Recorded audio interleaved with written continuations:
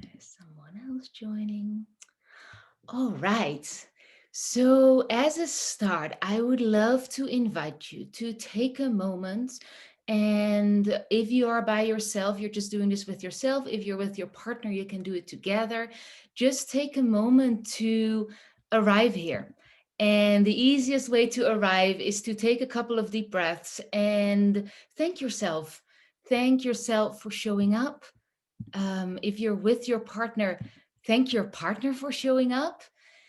And something very powerful, and we'll spend much more time on this today, but speak an intention for this time together. Speak an intention for what you want to experience, what you want to learn, what you want to get out of this time. It's very, very powerful to use intention. So go ahead and take a moment to really arrive here and feel into an intention. And if you're with a partner, you can speak it out loud to them.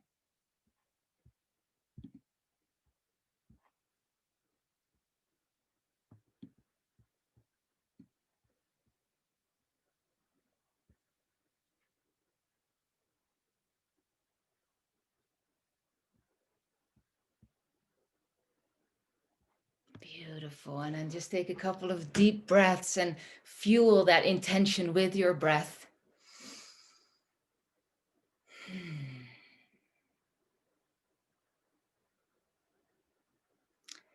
And I'm just going to give you an overview of what I want to cover today. And I just want to let you know as well that please put all of your questions in the chat. There'll be time for Q&A at the end.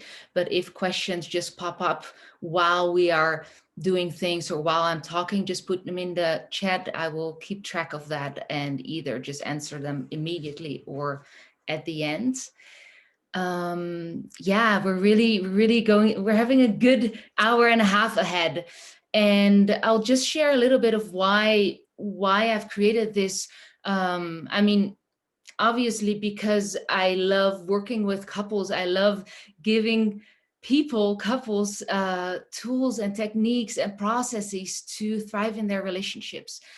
And the last year, 2020, many of the couples that I've worked with were either gonna have a breakup or a breakthrough. Like, it was an intense year, and obviously globally it was an intense year. So I just want to acknowledge, if it has been intense for you in love, in relationships, you were not the only one.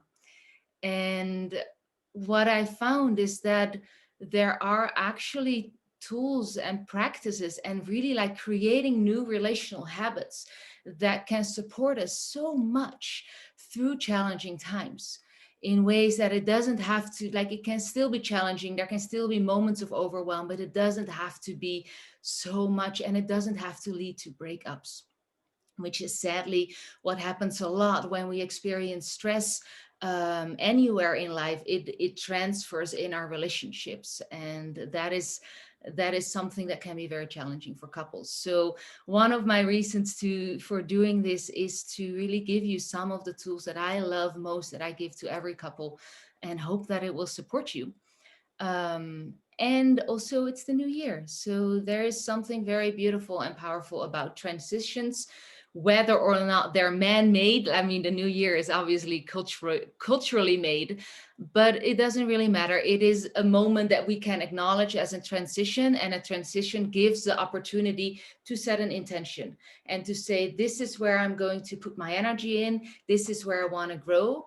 And this is my anchor, that throughout the coming year, I know that what I long for is thriving love, is a thriving relationship. That has been my intention. So my energy is going towards that. And it helps keep us on track. So we're going to cover three main relationship tools: the tool of co-regulate, the tool of communicate, and the tool of date. Co-regulate, communicate, and date. And we're going to get into all of that.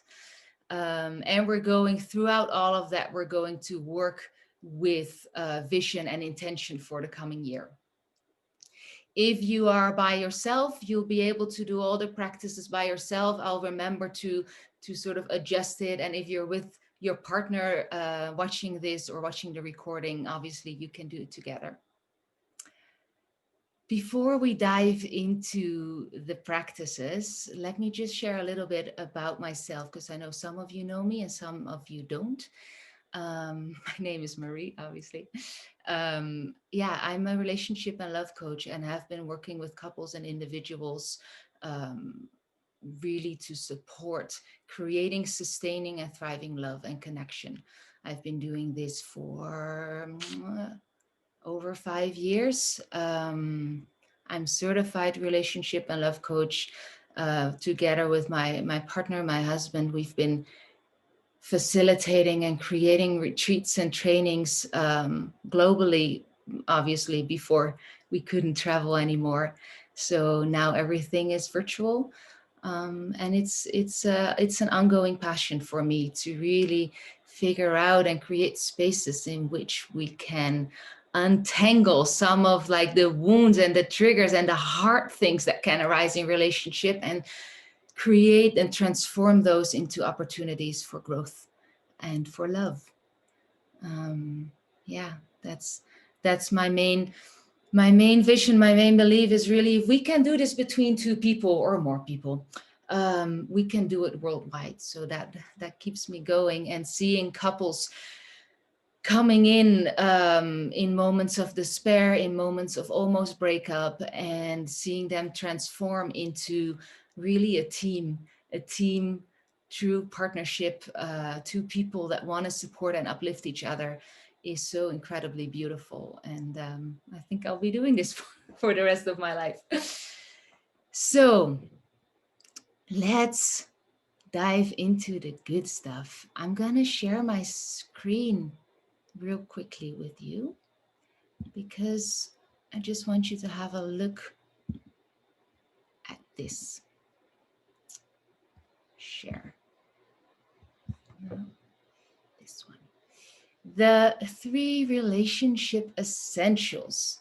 Um, this is not a universal law that these are the 3 relationship essentials. I just think that they are relationship essentials: co-regulate, communicate, and date. I want to give you an experience with all of them today. But we'll just walk through them for a moment so you have a bit of a framework, an understanding of what I mean with it.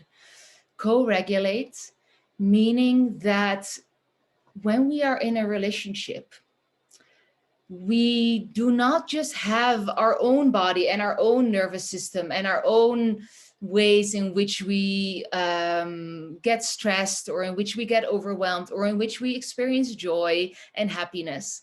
But we also have our partner's body and nervous system, and the ways that they are sensitive, or the ways that they enjoy, or the particular ways that they work. And when we are, especially in romantic relationship, but you could also say in any intimate relationship, we also have a shared nervous system. It's almost like the nervous system of the relationship that you might recognize this. If I get triggered or angry, it's very likely my partner will as well. Sometimes we have these amazing moments in which that doesn't happen, but in general, especially if it's underneath the surface, if I am stressed, that carries into the relationship and it affects my partner, and vice versa.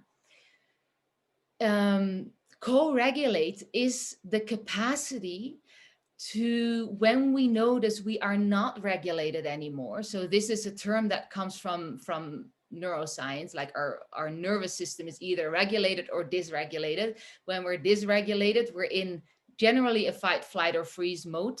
And it's really hard to have a conversation when you're not regulated. It's really hard to make clear decisions when you're not regulated. So the first step always in any situation is to make sure that you are regulated, meaning that you're present, that you feel at home in your body, in life, that you have a basic sense of safety, of goodness, of presence.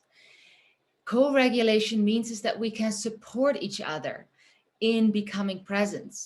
So rather than bouncing off each other in stress, we can say, hey, we can recognize, hey, we're not regulated in this moment. Let's come together and bring our nervous systems back into a relaxed and regulated state. we have that capacity, and especially in a partnership, it's very, very powerful to practice this and to not let the moments in which you're not regulated, to not let them run free in the way, to not let them take over, to have the awareness to be able to say, hey, I'm not regulated. That means probably you're not regulated. That means probably we are not regulated. So what can we do to first slow down and get back into connection? Again, we're going to do a practice with this in which it might become more clear.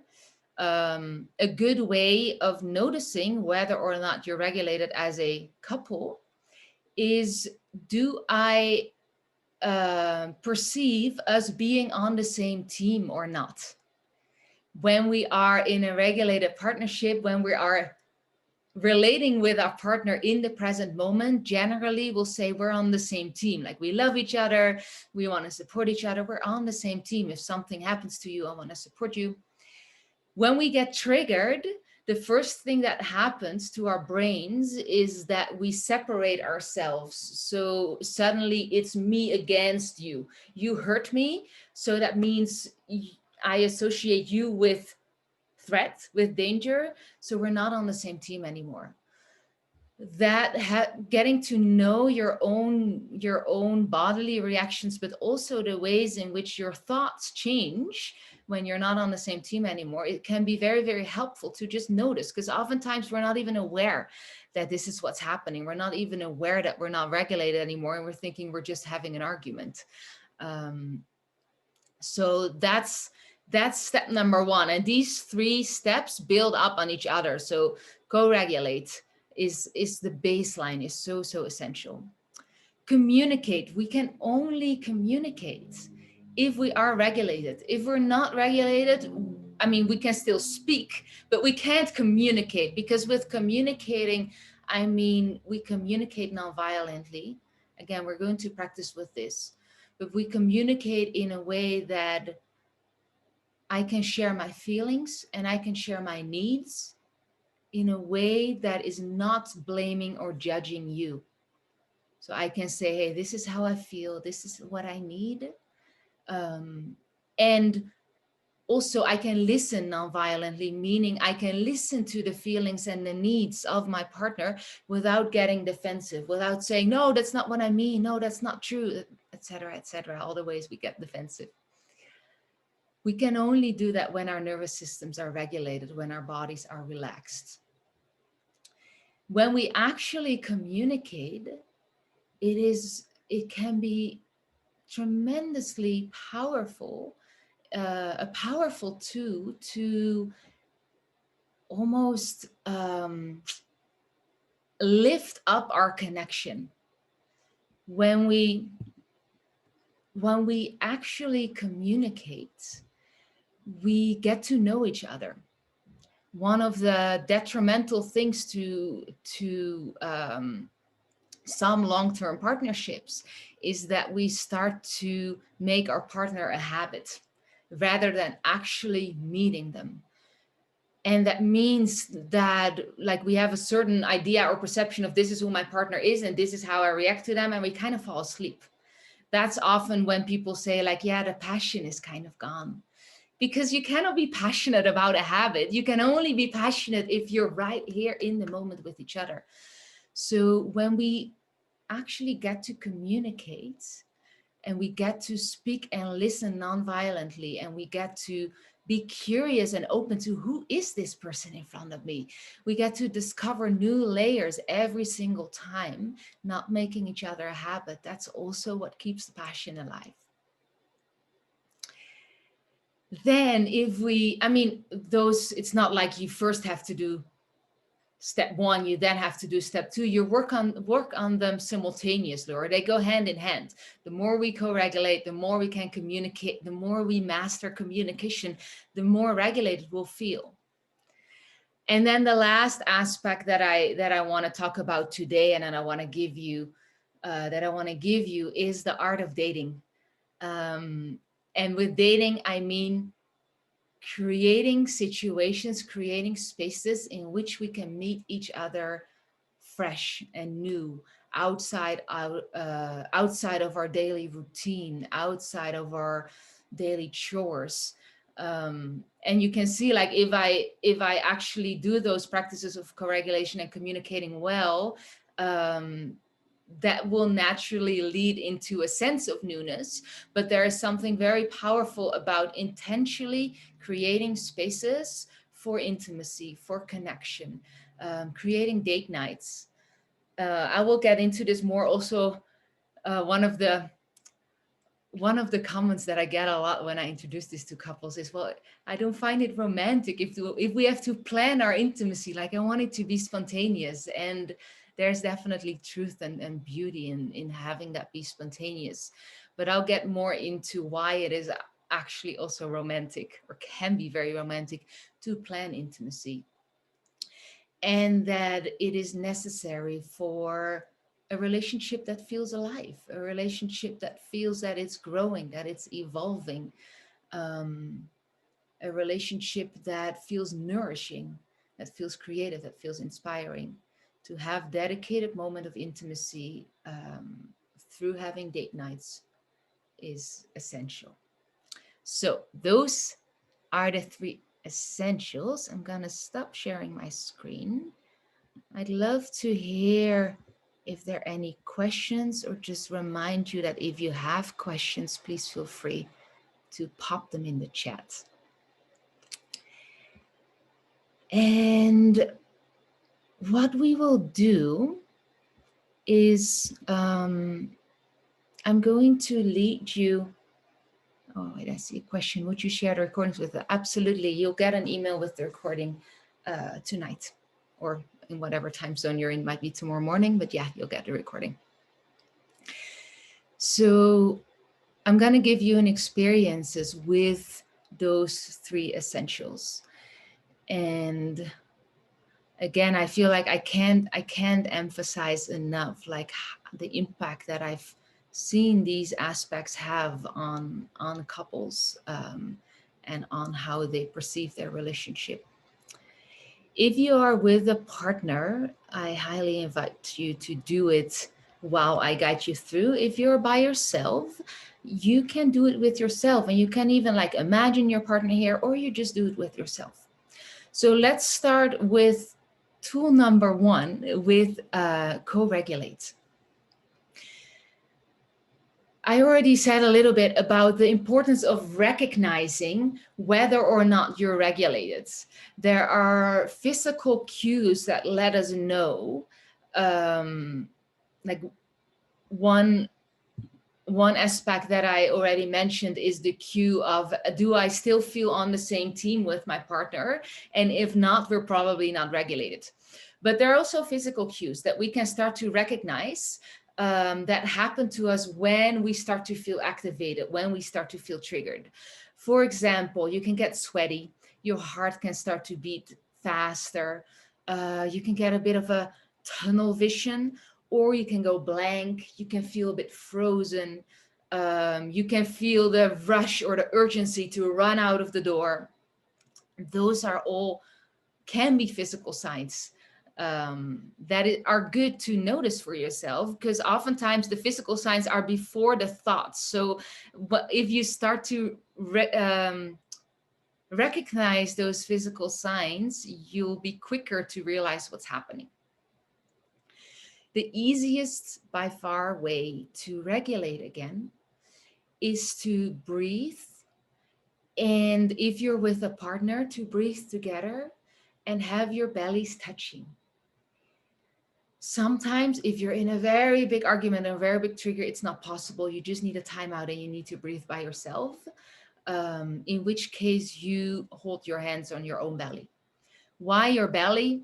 Because a big part of our nervous system, our nerve endings are in our belly. Or the belly is also called the emotional brains. And you know, everyone has the experience of butterflies in your stomach, or how your belly starts reacting when you're very nervous.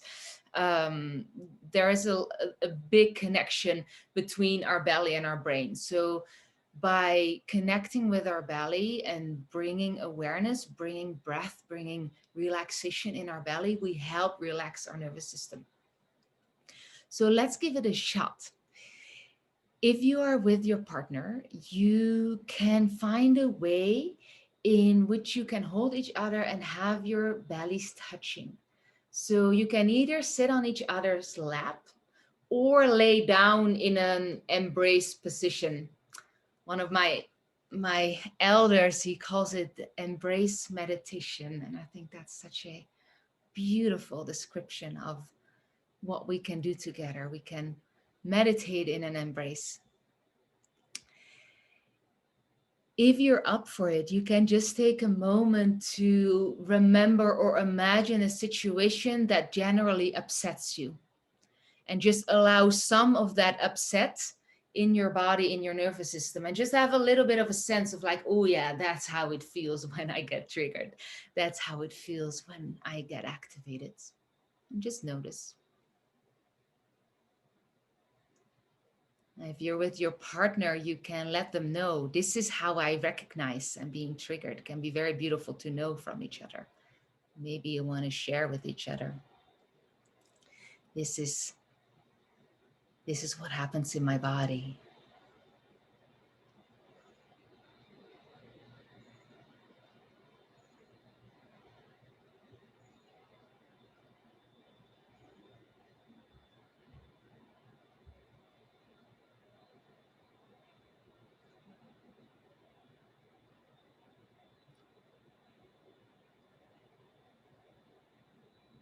And then you can go ahead and start deepening your breath. So obviously we're always breathing, but to calm down our nervous system, it is important that we breathe deeply and especially breathe out. So it can be very helpful to have our out breath be longer than our in breath. The most calming breath is breathing through the nose, but you can choose whatever works best for you, whatever feels most comfortable.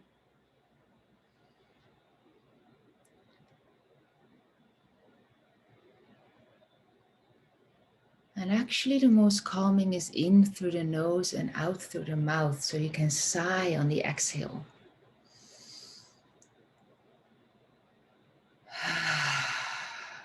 And if you were imagining yourself in a stressful situation or an activated situation, you can almost imagine that you are in that situation. But instead of reacting the ways that you would, you will start this deep breath. Just notice what happens to your body. Notice what happens to your feelings, to your thoughts.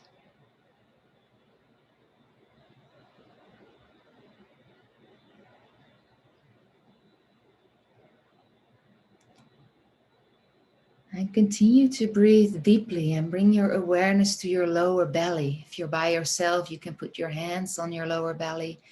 If you're with a partner, you simply notice how your belly is touching their belly.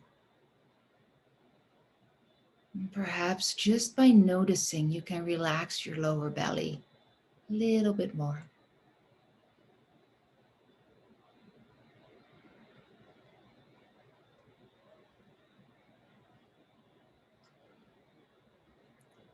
And again, notice what happens to your body, to your thoughts, to your feelings.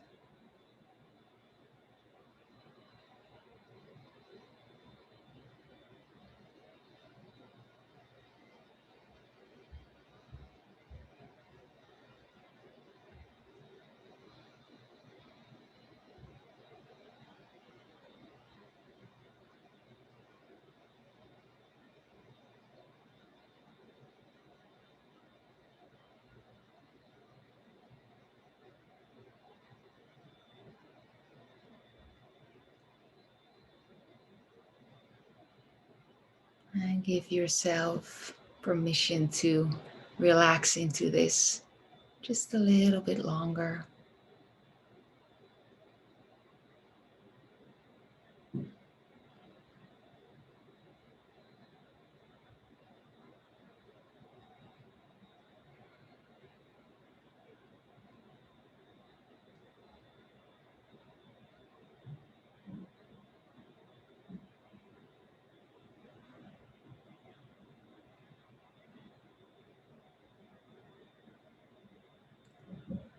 And then slowly, slowly start to bring yourself back.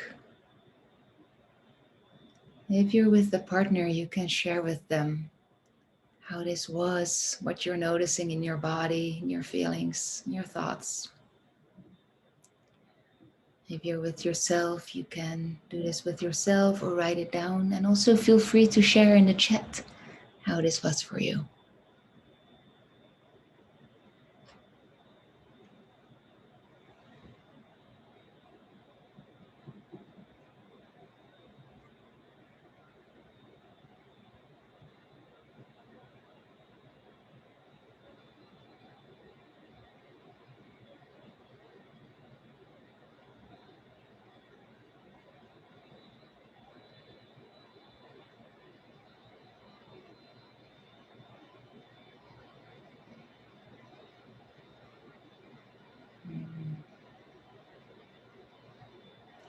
Yeah, thank you for sharing.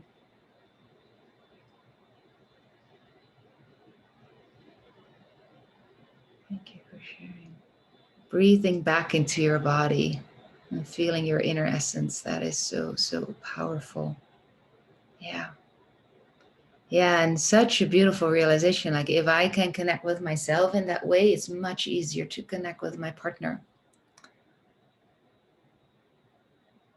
And this is especially important for like triggered situations or conflicts in a way like, you know, one of my teachers says, everyone gets to go crazy. We just can't go crazy at the same time. So someone has to hold the pole. Someone has to be the wisest and say, okay, I'm going to go regulate right now. And I'm going to invite you with me. Nourishing, soul affirming, like remembering to be in my body. Yes. Yes. Talking to ourselves differently. Yeah. Isn't that incredible how we forget to be in our bodies, especially in triggered situations? Like, I know for me, I become a sort of like a tunnel vision, and I become a voice that really wants to say what's going on right here, right now. You gotta listen to me, right? Like it becomes this sort of single pointed, has nothing to do with my body, has nothing to do with presence. Yeah. Beautiful, everyone. Sounds like this landed in your bodies. Very good, very beautiful. Yeah. And again, like it is not easy, especially when both are triggered. It's not easy to be the wisest. My mom always used to say, I'm the oldest of two sisters. My mom always used to say, you got to be the wisest because you're the oldest. And I was like, I don't want to be the wisest. She has to be the wisest. It's not easy to be the wisest, and it's essential. And one thing that helps me is always to think, I'm like, if I'm really angry with my partner, I can even think, I'm not doing this for you, I'm doing it for us. Right? Like, to hold the intention of relationship, to hold the vision of a relationship. Question: are you able to do this belly to belly with your partner even when you're really triggered? That's a really good question.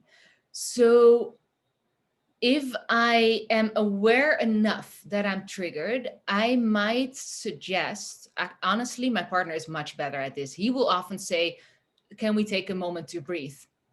And I'll be, no, you breathe on your own. But if my ego is like, willing to let go of some of the trigger, I will actually say, yeah, thank you. And then it can be very, very powerful. It's not always possible. It's definitely not always possible. And it takes a lot of practice to be able to do this when you're really triggered. So it might be needed to take a time out. I'll just say this on taking a time out real quick, because I think it's important. It's always okay to take a time out. When you feel like you're too activated, it's always okay to take a time out. It's responsible, but the responsible way to taking a time out is to let your partner know when you'll be back in connection. That's important to remember. If I, in a way, like break the connection or say, I gotta, take some space, I have to let them know when I'll be back. Otherwise, you break the connection and let the partner hanging, and that can be really, really challenging on the other side of that. So If I feel like actually I can't breathe with you right now, it's too much. Maybe I need to talk with a friend, or I need to go for a walk or jump in a cold shower. I will say not right now, but I'll check in with you in an hour, or I'll check in with you in 3 hours. Um, that is always okay. And then you'll just have your own practice of how do you regulate. And obviously, there are many ways in which you can regulate. If you can with your partner, it is I almost want to say life changing. Like, whoa, we just went from being not on the same team, being opposite each other, to remembering that we are in this together is so powerful. But again, it's not like, don't put it on yourself that it has to happen all the time. But when it happens, just really, really celebrate, really, really celebrate when it happens. As a side note, I have a whole 8-step guide on how to skillfully move through triggers and conflicts, and this is the first step of that. But then there are also steps around, like, how can I communicate my trigger, how can I listen to my partner. It's worth a whole masterclass, so I actually did. So if you're on my email list, you've seen it. If not, I will send it to you, or you can sign up through my website and you'll get that specific masterclass and guide on how to skillfully navigate through triggers and conflicts, because it's a very important skill. Yeah, I'll send it, definitely. So, all right, let's go to communicate. And I mean, there's a lot we can say about communication, but one of the most important things, I just want to speak to the challenge and to the potential.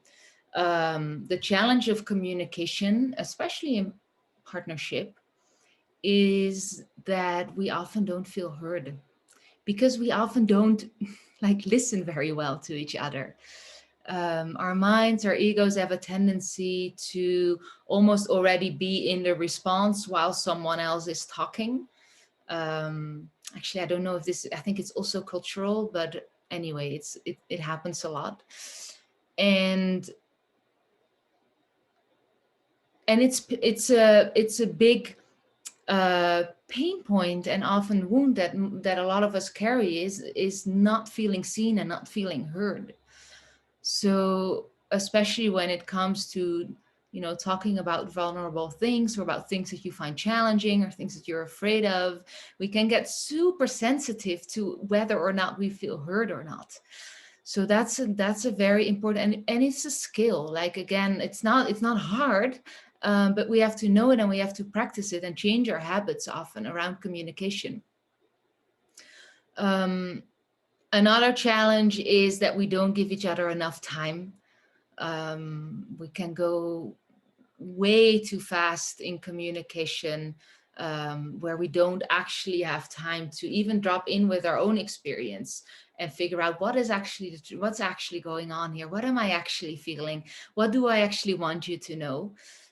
We just go too fast, and it's important to make space for communication, and especially communication that's not about like, hey, can you go to the grocery store? Oh, sure, fine. Like, we can do that like in between meetings or whatever.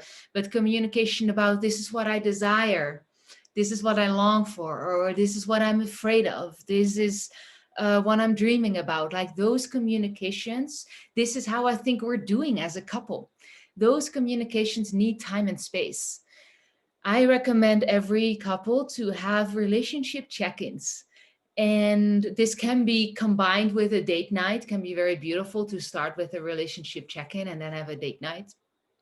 But if not, just take a shorter amount of time. Take 20, 30 minutes, and have a relationship check-in. What kind of questions do you ask in a relationship check-in? Super beautiful. We're gonna do a practice with some of the questions we can ask. What I suggest for a relationship check-in is, first of all, how do you feel we're doing? Like, what has been good for you? If you do it every, let's say you do it every week, you can say, hey, what have you loved about the past week? What did you find challenging about the past week? What do you desire more of in the future or in the coming week? Maybe you want to do some intention setting. What are you afraid of, or is there any hesitancy about the coming week? Appreciation, like concrete appreciation, is very important. Like, this is what I saw you do for me. Thank you so much. Thank you for making me breakfast. Thank you for showing up when I was crying. Thank you, thank you for showing up for me. And one very, very powerful question that my elder used to ask me and my partner a lot is, if the relationship had a voice, what would it tell us right now?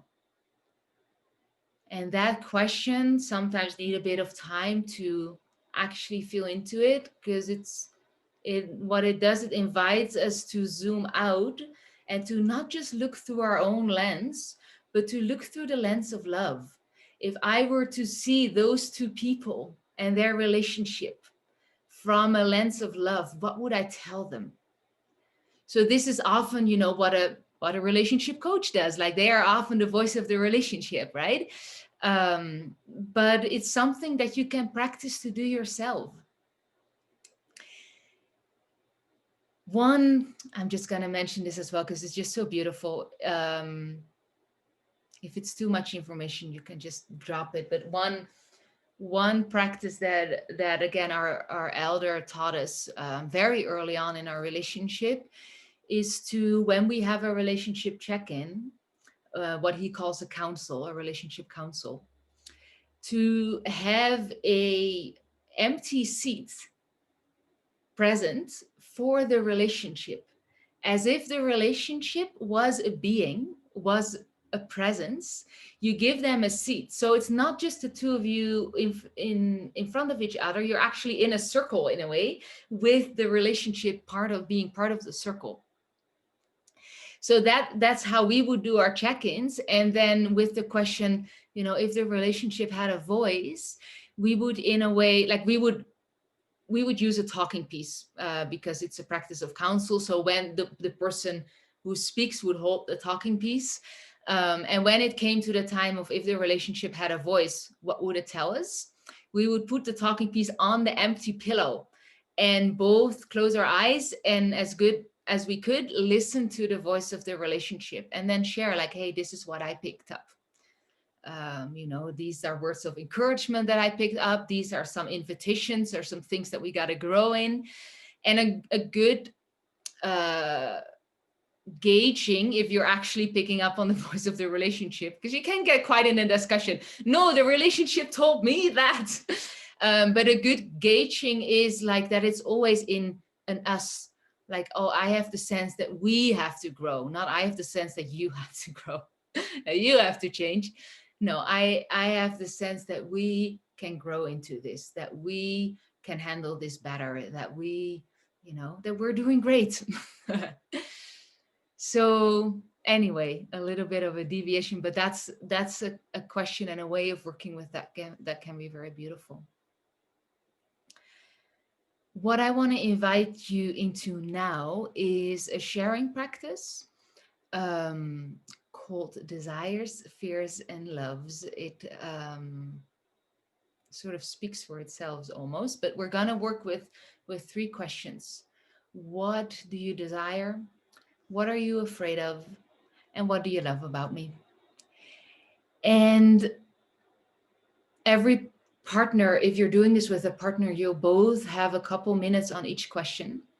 And the person who is going to ask the questions, they will ask the question, hold space for the answer, meaning they're just present, listening. Don't premeditate a reaction, just really listen to what the partner is saying. And if the partner comes to a natural pause in answering, you repeat the question. So you'll ask again, what do you desire? And the partner continues to answer until I'll let you know when to switch, but you have a couple of minutes. Repeating the question is a very powerful way to allow deeper and deeper layers to unravel or to come to the surface. Like maybe in the first round, I have certain desires and I'm like, oh, well, that was it. But then my partner says again, what do you desire? Oh, and then another wave of desire comes. So what I would suggest is you can do this practice with any topic. It's very beautiful to do it around sexuality. It's very beautiful to do it around, a travel that you're going to go on, or like a project, or even about the coming week. But what I suggest that you do right now is to speak your desire spheres about 2021. Because like I said, we are in a visioning state. We are like setting intentions for the new year. So let's get really clear on what do we desire for the next year and what are we afraid of. One thing that I want to add, just because of the importance of feeling heard, is that after one person has gone through the round of sharing their desires, I will ask the partner who was listening, who was holding space, to repeat back what they heard, to repeat back some of like, okay, I heard you say your desire this and that, and this is very important for you. And when you repeat back, you try to use at least some of the words that the partner was using, because that it can sometimes seem a bit artificial, but that's what makes us feel really heard. So you're going to repeat back what you heard, and then you're going to ask, did I get it? Did I hear you? And that is such a beautiful question to get, because that gives us the opportunity to say, yes, I feel so heard, thank you. Or no, actually, I also said this and this, and that's very important for me that you get that as well. So we're going to add that step in between switching rounds. You don't have to remember all this. I'll guide you through, but this is the overview. So if you're with a partner, you can put yourself into a position that you face each other. And if you're by yourself, you can just do this with yourself. Maybe you want to write, maybe you just want to meditate on it. Maybe you want to leave yourself an audio message. Can also be very powerful. If you're with a partner, you're going to decide who is going to ask first and who is going to answer first. I'm going to share my screen with the questions. Oh, why is it not going? So that you don't have to remember all of that. There we go. What do you desire? So the person who is going to ask first, or both of you, just take a moment to breathe and to arrive in your position. And the person who is going to ask first can start asking, tell me, what do you desire? And if you want to, you can say for us, for the relationship for 2021. And the person who is going to answer is going to allow free flow of consciousness. Don't think about it too much. Just speak whatever arises in you. Allow it to come. Don't think about it. Don't judge it. And whenever they come to a natural pause, the person asking the question will ask again, tell me, what do you desire? And I'll let you know when it's time to switch.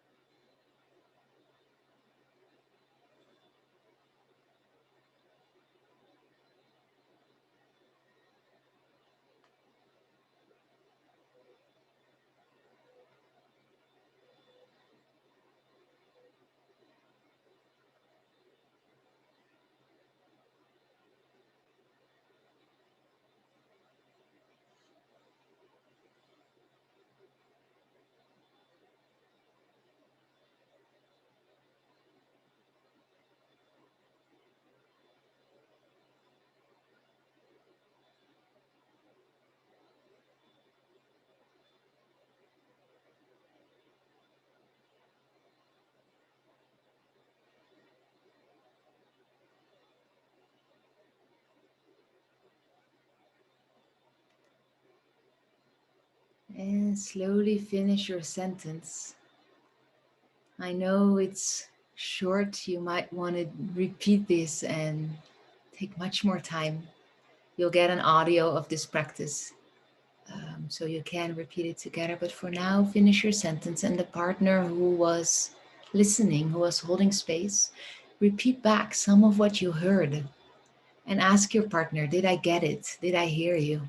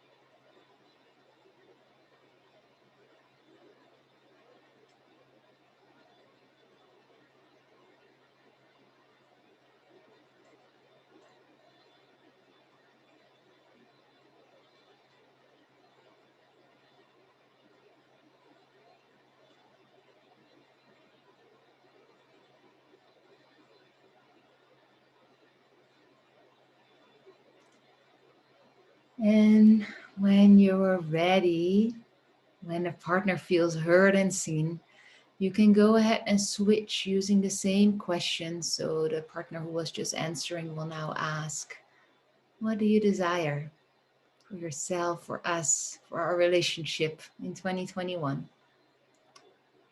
And allow yourself to answer a free flow of consciousness, taking whatever comes.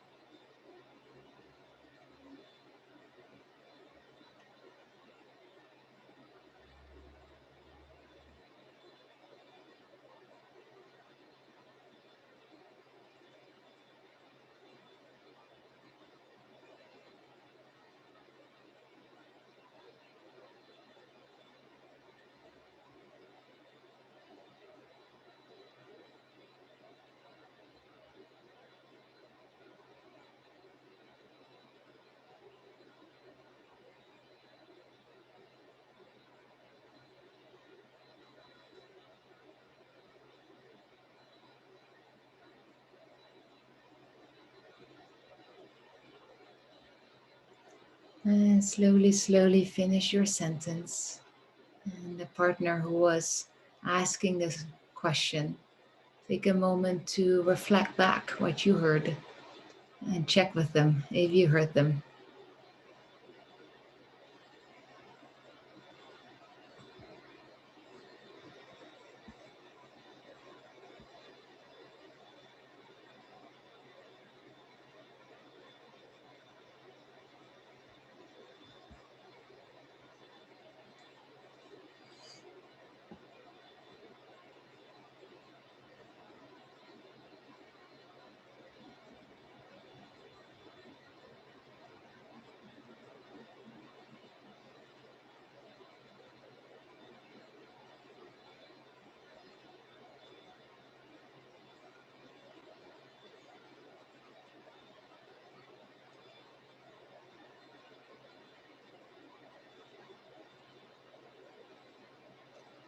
And when you are ready, when your partner feels heard, you can go ahead and switch again and move to the second question. What are you afraid of for yourself, for us, for our relationship in 2021?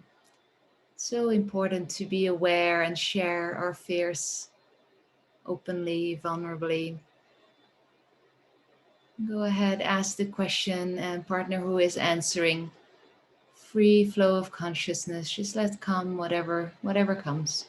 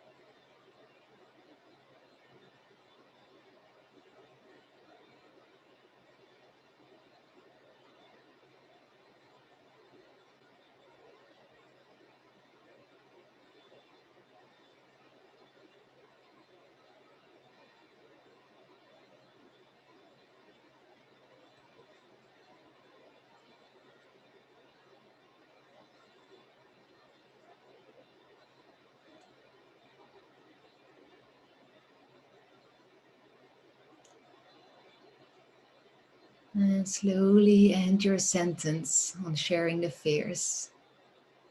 And again, if it feels short, you'll get the audio that will give you much more time so you can repeat it whenever you want. And the partner who was just listening, reflect back, mirror back. What did you hear?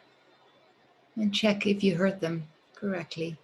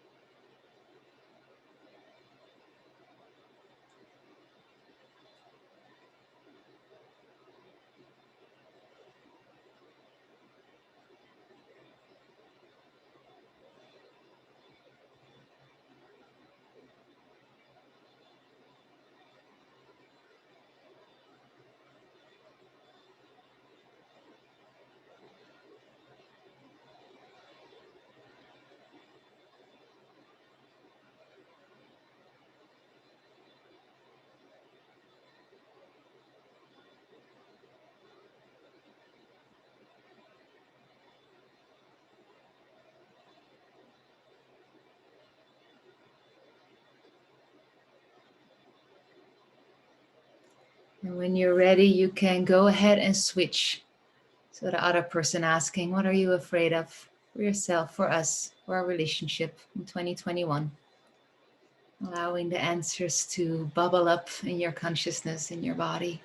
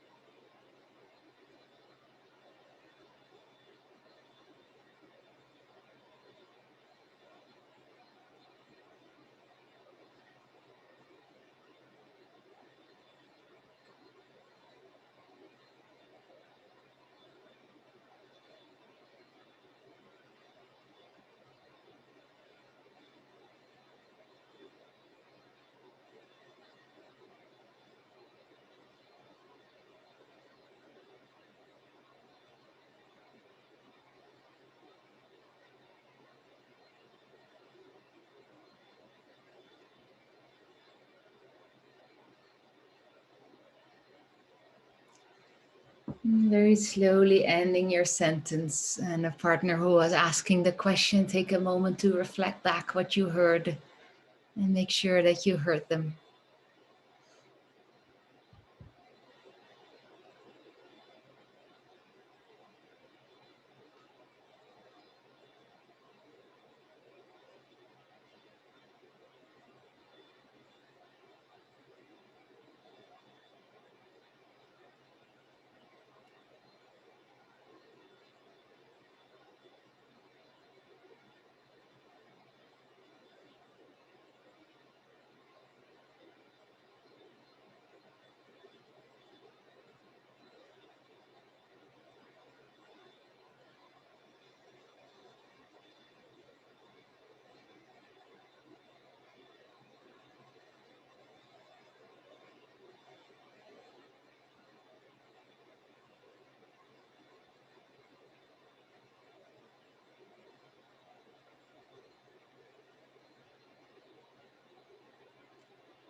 And when you're ready, you can go to the last question. What do you love about me? First, partner asking, what do you love about me? Oh, the subtitle doesn't make any sense. Just what do you love about me? If you're by yourself, obviously, you say, what do I love about myself? So important.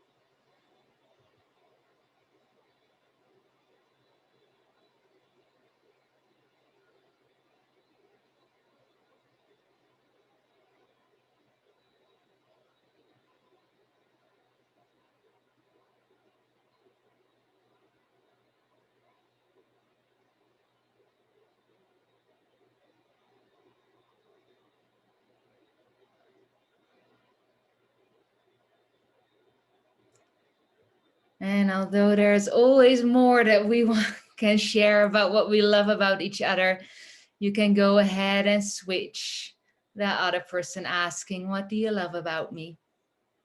And if you're by yourself, you just get another round. What do I love about myself?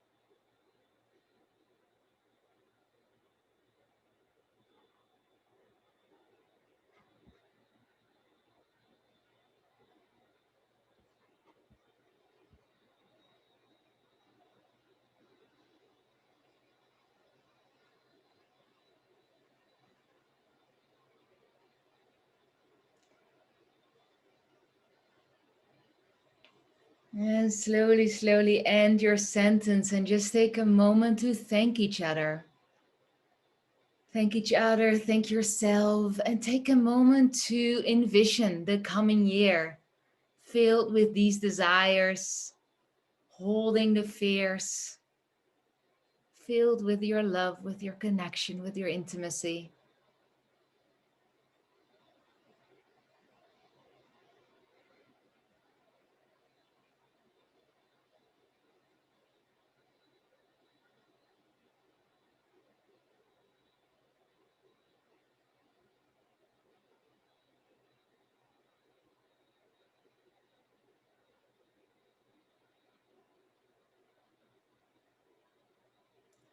when we know what we want in our relationship and when we know what we're afraid of, it's so much easier to create what we want, to get back to love when we forget for a moment.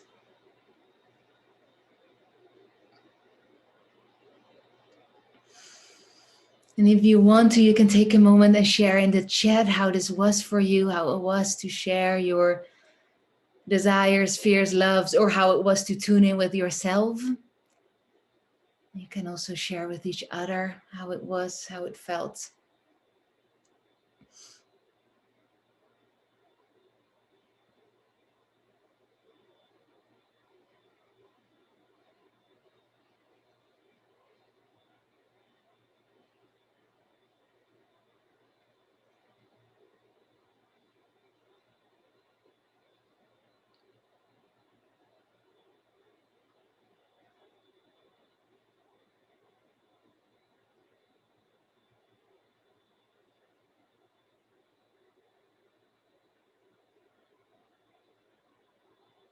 Ooh, I love that you made a recording and shared with yourself. It's so powerful.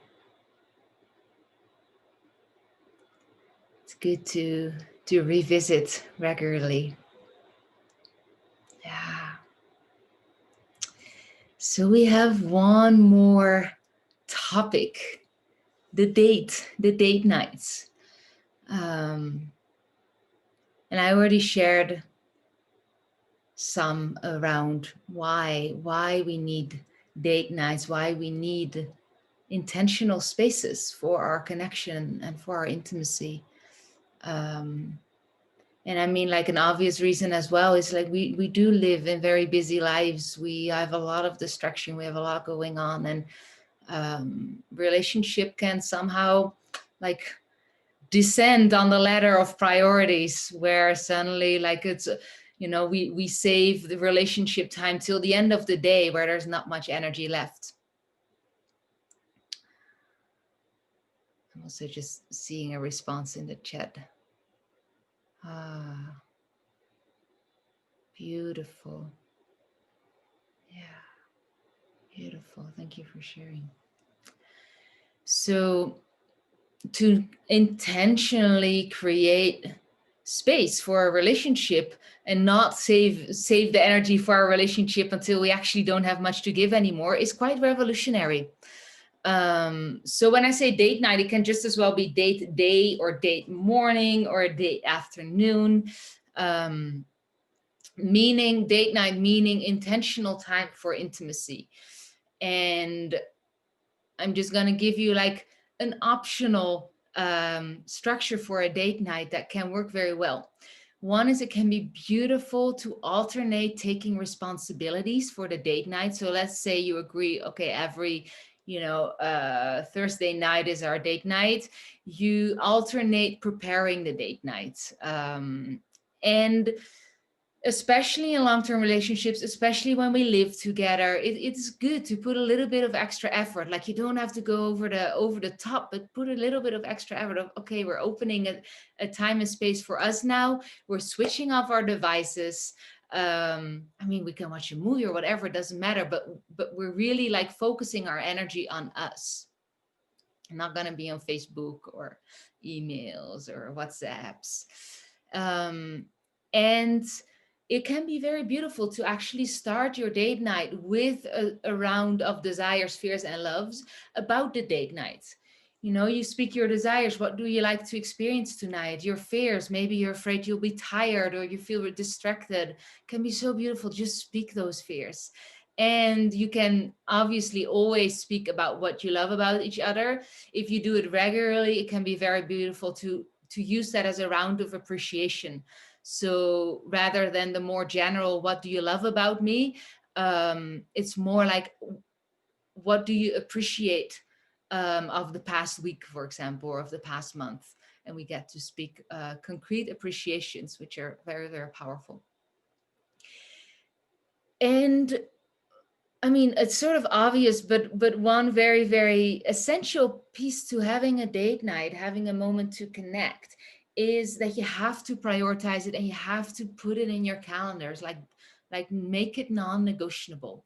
This is essential for our relationship. This is essential for our love. This is essential for our connection. And you can be creative. Like, it doesn't mean you have to have sex. It doesn't mean anything in particular has to happen. But if there is a desire to have an intentional time for sex, it can be so beautiful to actually have a couple hours to explore, to again share your desires, fears, and loves, to recap, to really have time and space for that, and not having to figure it out in between errands or calls or whatever you're up to have a date night that's dedicated to your intimacy. I think that's like the essence of it. um if you want some more like intimate sexual ideas for a date night, I have a whole program, Passionate Partners, that you can find on my website, which basically consists of 5 date nights. But really be creative and do whatever your relationship is longing for, whatever your relationship is needing. Esther Perel, beautiful relationship therapist and expert, she really talks about, especially in this time of COVID, how important it is to use our creativity and like make a dinner date in your house if you're in lockdown. Like make the house your restaurant, or pretend you're, make your bedroom and hotel room, pretend you're entering a hotel. I had clients bringing their table and chairs, like putting it in the van, driving to a beautiful spot in nature and putting out your dinner table out in nature. Like be creative in ways that you can find each other. And the key always is, how can I meet you new? Like, how can I meet you fresh? How can I find my curiosity, my openness to meeting you and meeting us? um, that's the essence of a date night. So I just want to encourage you, like, as soon as we end this call, grab your calendars, schedule a date, agree on who is going to prepare, and go for it. And if you need any more inspiration, you can always contact me. Um, so date nights. So let's do a little recap. We talked about co-regulate. We talked about communicate. We talked about dates. Um, we talked about the power of vision and intention. And you've had an experience with some of those practices. Of course, there are many, many, many more practices that we can do, but just make sure that you get back to the essences of those aspects. And really, what happens when you tend to those aspects is that healing in the relationship can take place. The ways in which we don't trust love, or the ways in which we're wounded in relationships, they start to heal when we tend to co-regulation, to communication, to dating, seeing each other anew. Healing starts to happen. Inspiration will be present. Creativity can be present. And like I said, there are many, many more practices, but these are really, really good foundation. If you would like more, I would love to invite you to I have 2 options for you, basically, to do deeper work on this, both as a couple and as an individual. But I'll first talk to couples. I host virtual retreats, private retreats, for couples who want to spend a whole day or 2 half days, depending on what time zone we're in, together in those kinds of practices.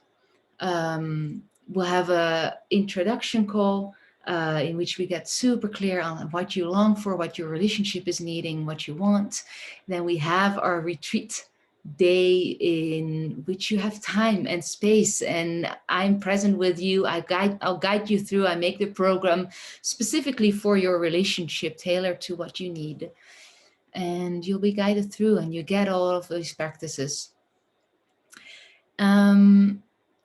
And we have a follow-up call and really like emphasize, how do you implement what you just learned into your daily life, so you have this as a couple. Like, it's not just one experience, but you actually make changes, because really a lot of what we need to do is changing habits. And that's one option. Another option is to work in a longer coaching container in which we meet weekly. And we work with a lot of these practices, processes, deeper healing tools, and do whatever you need to create more intimacy, connection, communication. Um, Both of those, I just want to offer you that those, and also let you know that I do a special offer for you, all of you watching the webinar or watching the recording, for the virtual couples retreat. If you want to book it this weekend, I have a code for you to use on my website that will give you $200 discount. The code is love. I'm putting it in the chat. You'll get it all in the mail. You don't have to remember any of this really. But I'm putting it in the chat right now for you. So the link to the virtual retreat, discount code love. And if you just want more information, or you want to discuss a longer coaching journey, schedule a call with me. I'll put the link to my calendar in the follow-up email as well that you'll get tonight with the recording with those practices. So I want to open it up for Q&A in a moment, and maybe just take a moment together to feel into those aspects, co-regulation, communication, dating, and share for yourself or with each other, where do you want to grow? Where do you want to up level? This is not where you want your partner to grow, right? Like that can also be a beautiful thing to share, but let's start with, where do you want to grow? Where do you feel excited to learn and to grow? Is it in the realm of co-regulation, communication, dating, or all of it? If you want to, you can put it in the chat. I love how you're holding each other in the chat. Thank you so much for that. So beautiful. So beautiful.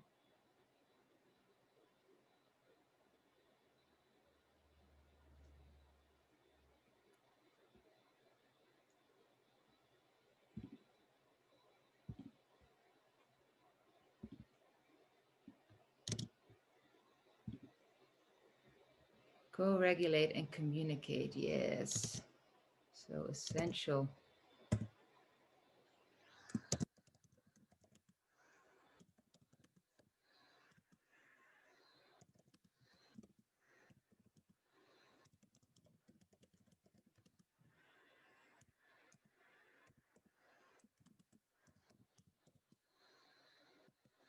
Grow in co-regulation for sure. Not take my partner as a habit. Wow. Yes. Yes, yes, yes. Really, really important. Really, really important. Not taking partner as a habit. Yes.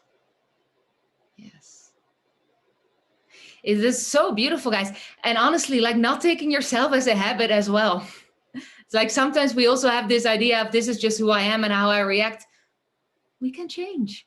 We can change. And honestly, like one of the biggest things that I see for couples, why they don't change is because they don't believe they can change. And I've seen so many like day and night changes. Like every couple who wants to change can change. Yeah. Let me know if you have any questions. The link to the virtual couples retreat is in the chat. Also the discount code if you want to use that this weekend. Let me know if you have any questions about what we covered, or a situation in your relationship that you want some guidance on. We have a couple more minutes.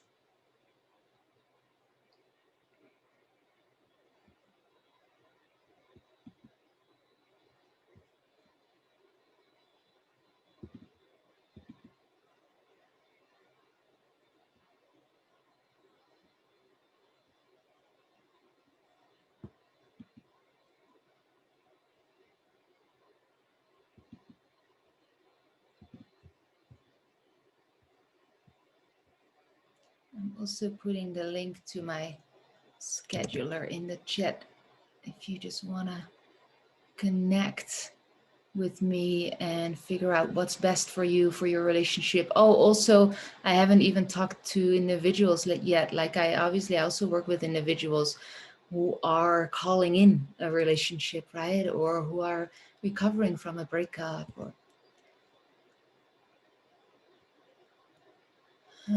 what if these exercises brought up more emotional triggers due to personal state? Yes, you know what, love, that it's possible. It's always possible. We enter a practice with the best intentions and we get triggered, and it's hard to actually go back to co-regulation. Leave the practice, leave the sharing, go back to co-regulation or to self-regulation, and just acknowledge, hey, that was a lot. That brought up a lot. We probably need to slow down. Maybe we need some guidance here.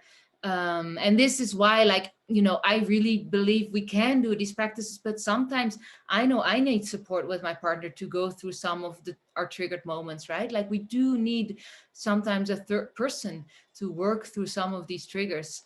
And if you just realize, like, wow, that particular one brought up a lot of triggers, be very gentle with yourselves. Like, okay, that was no one's fault. It's good that we know. Let's go regulate again and call in the support that we need to slow down and to unravel what's actually happening there. My masterclass on triggers, and the guide might help with that, but sometimes you just need a third person to slow down and figure it out. Our challenge is more to get alone time apart from each other rather than finding daytime. So that I would like to better one take responsibility of, so that we have a date night, it's more special. Yeah, beautiful. I think that is especially for couples who are living together in these times, like it's really, really essential to structure your days in ways that you're not always in each other's presence, unless you really, really love that. But I think it's really healthy and essential that you create individual time, so that you come together intentionally and not just bump into each other, because it's also emotional bodies bumping into each other all the time. If I had something stressful at work and I run into my partner and I lash out to him, it's all a little bit unnecessary than if I were to just hold myself and be with myself, and when I get to my partner I do it as intentionally.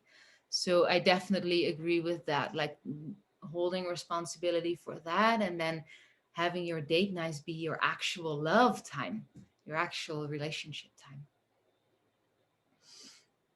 time. Breakdowns are breakthroughs if you stay with it. Yes, I love that you're pointing that out. Breakdowns definitely can be breakthroughs if we can stay with it and if we're supported enough. I never want overwhelmed nervous systems for too long.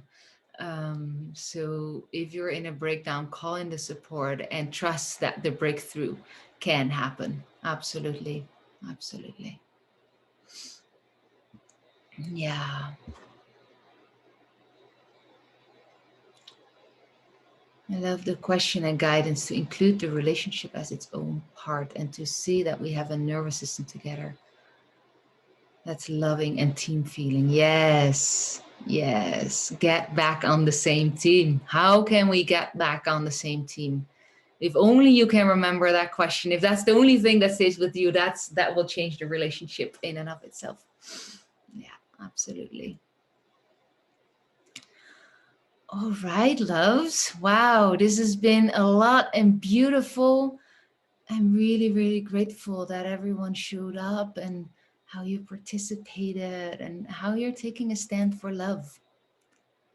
You will receive the recording of this webinar. You will receive the Fierce Love's Desires audio and handout. You'll receive all practical information if you want to work deeper with me. I really hold the intention for every couple to be supported, to really trust that they can change, that they can grow, and that they can thrive in their relationship.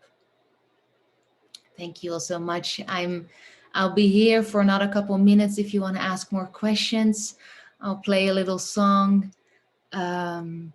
Keep track of the chat. Thank you all so much. Have a wonderful year. May it bring all of us a lot of connection and intimacy and trust in each other's as humans again. May it bring us care for each other and the earth. And may it catapult us into being thriving human beings.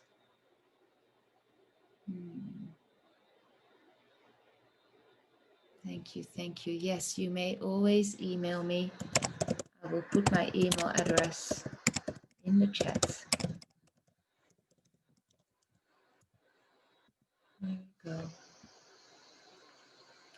Thank you so much, loves.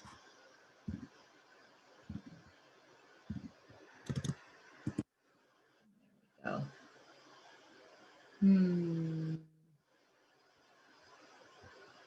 I'm gonna play us a little song to call us out.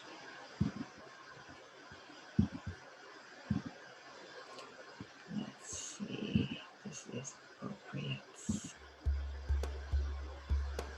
If you want to, you can move your body a bit. Maybe connect with your partner or just with your own body. Shake a little bit. Replenish yourself. Thank yourself for showing up.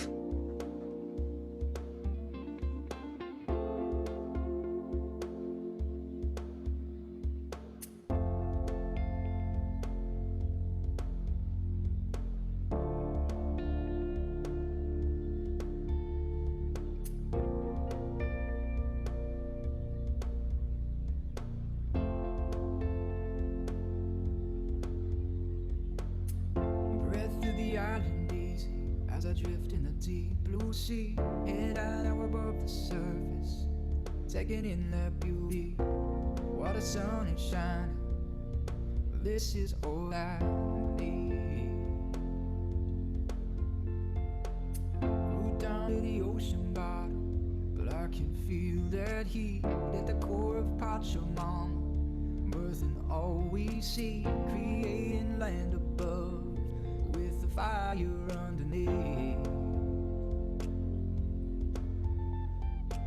I've been looking for a deep connection, and here's what I found. This silent shares some lessons on sacred ground. Let go and open up, deep connections all around.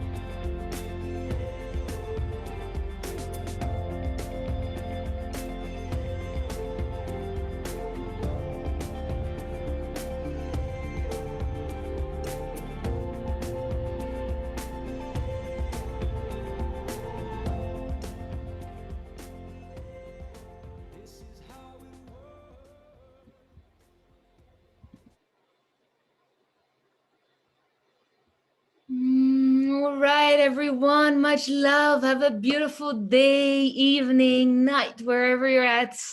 Thank you for being here. Until we meet again.